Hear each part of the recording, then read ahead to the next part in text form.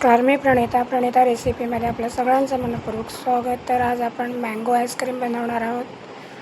त्यासाठी मी इथे अर्धा लिटर दूध घेतलं आहे आणि हे दूध गरम म्हणजे उकळून नॉर्मल रूम टेम्परेचरला आहे.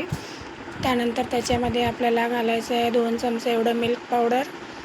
त्यानंतर आपण घालणार आहोत याच्यामध्ये कस्टर्ड पावडर, व्हॅनिला फ्लेवरचं. तुम्ही कुठल्याही फ्लेवरचं घालू शकता, तुमच्याकडे जे अवेलेबल असेल ते.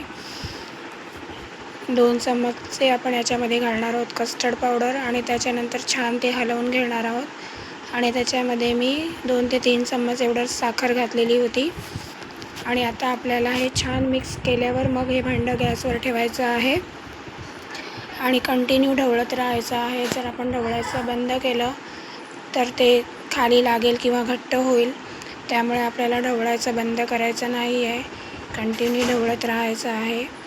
आणि थोडंसं बॅटर घट्ट झालं की मग ते आपण उतरवून घेऊया. आणि इथे मखाने आहेत, जवळजवळ 1 वाटी एवढे मखाने आहेत. त्याला छान आपण रोस्ट करून घेणार आहोत 2 ते 3 मिनटं.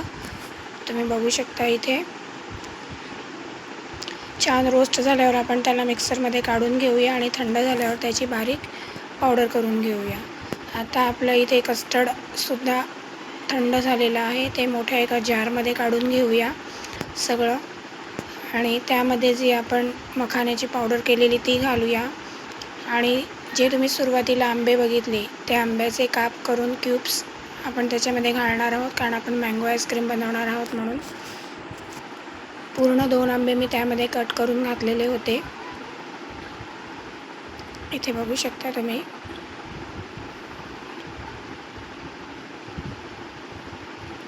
छान आपल्याला त्याचा गर काढून घ्यायचा आहे आणि त्यानंतर आपल्याला हे छान वाटून याची बारीक पेस्ट करून घ्यायची आहे. तुम्ही बघू शकता इथे आता आपली आईस्क्रीमसाठी सेट व्हायला ठेवायला रेडी आहे.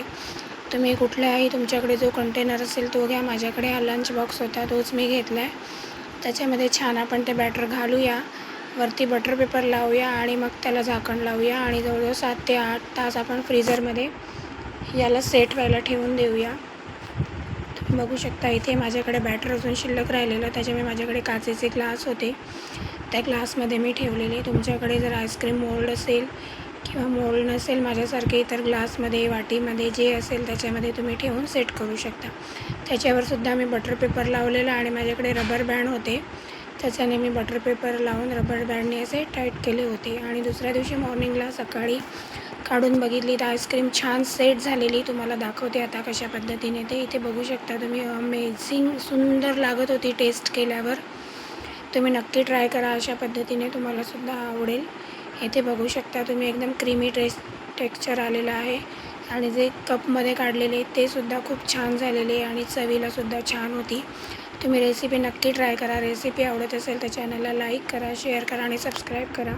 आणि मँगो आईस्क्रीम कशी वाटली ही रेसिपी ती कमेंट करून मला नक्की सांगा.